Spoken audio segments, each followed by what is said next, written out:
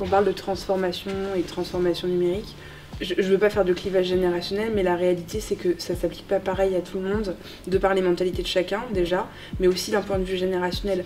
Donc ça ne nécessite pas le même management et le même accompagnement. La révolution digitale du droit est avant tout une révolution culturelle et non une révolution technologique, tout simplement parce que l'univers dans son ensemble a complètement changé.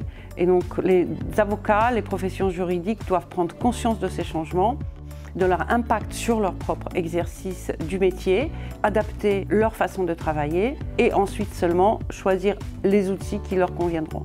Quand vous gérez un justiciable, vous avez des règles. Que vous soyez notaire, avocat, expert comptable, conseiller en propriété intellectuelle, il y a des règles communes à tout le monde qui sont le secret professionnel, la cybersécurité et le RGPD, et puis effectivement le service au client. Et donc on a élaboré une charte, qui s'appelle la charte éthique pour un marché du droit en ligne, qui maintenant a plus de 300 signataires, et qui nous a permis éventuellement de pouvoir aussi produire des cas dans lesquels on peut dire, bah, écoutez, certes c'est un monde de disruption, mais dans lequel on est obligé de respecter les règles. L'intelligence juridique, c'est une méthode, une démarche qui permet de simplifier le droit, de le rendre plus accessible.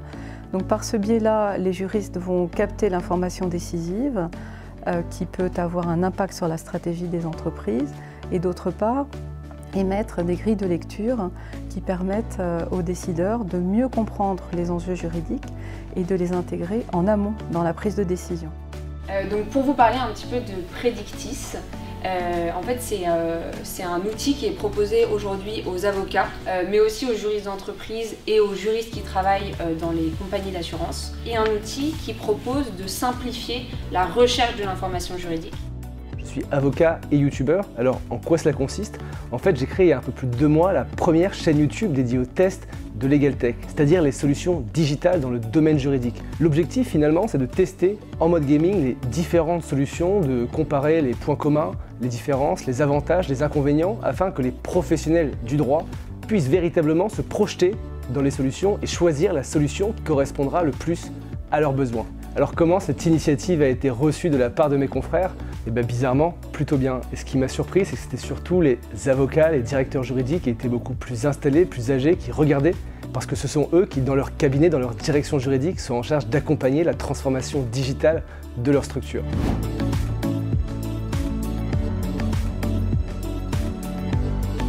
J'ai vraiment apprécié cette conférence. Elle m'a permis de comprendre les nouveaux outils de digitalisation dans le domaine du droit et c'était vraiment une très bonne expérience.